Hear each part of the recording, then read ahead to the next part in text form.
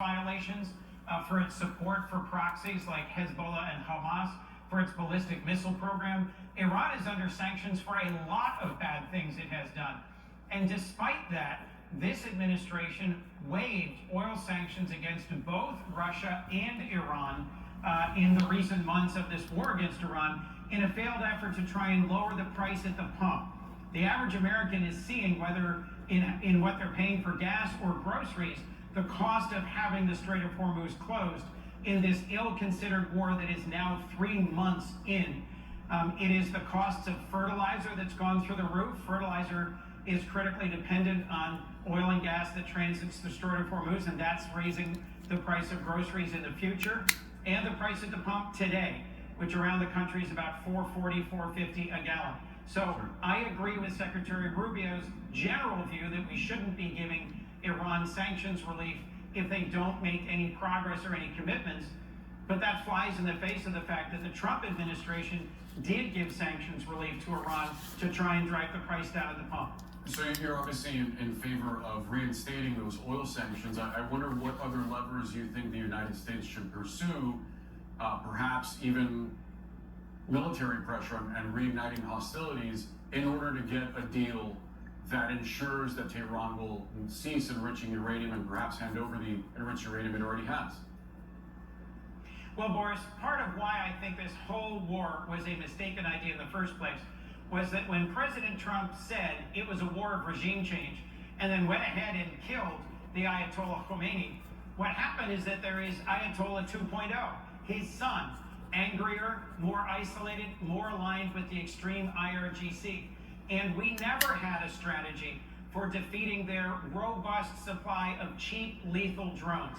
Yes, militarily, we sunk their traditional Navy, we hit many of their ballistic missile launchers, but as Secretary Marco had to agree in the hearing we just concluded, they still have thousands of lethal drones, and they're able to use those to attack our embassies, our bases, tragically to kill 14 Americans and injure hundreds more. And so I've been pressing the administration on why not embrace Ukraine, the country that is the best in the world at intercepting these cheap Iranian drones, and have them become our partner in protecting the Gulf and protecting our bases and our soldiers and protecting our homeland against Iran. And Senator, you mentioned Hezbollah a moment ago. After Iran suspended talks, we learned that President Trump placed a call to Israeli Prime Minister Benjamin Netanyahu, and also apparently through intermediaries spoke with Hezbollah officials or conveyed a message to them, effectively asking both sides to cease hostilities. Obviously, Iran suspended talks because of Israeli attacks against Hezbollah in Lebanon.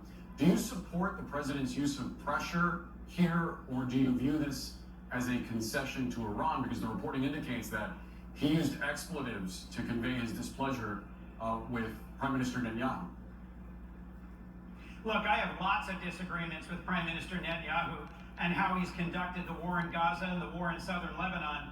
I do support Israel and its right to defend itself, and Hezbollah does continue to shoot missiles into Israel.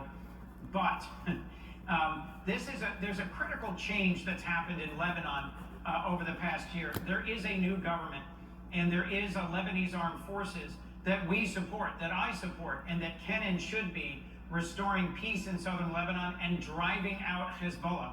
Hezbollah is a terrorist proxy of Iran, and it is a tool of Iranian foreign policy and an aggressor against Israel and regional stability. So I understand why President Trump might be angry at Prime Minister Netanyahu. I'm angry at Prime Minister Netanyahu for a number of his actions in the last few years that have really strained our relations.